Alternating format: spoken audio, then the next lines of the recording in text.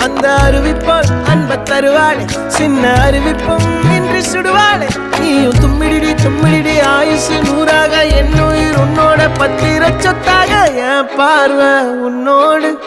உன் பொம்மை கண்ணோடு பேசாமல் விண்ணோடு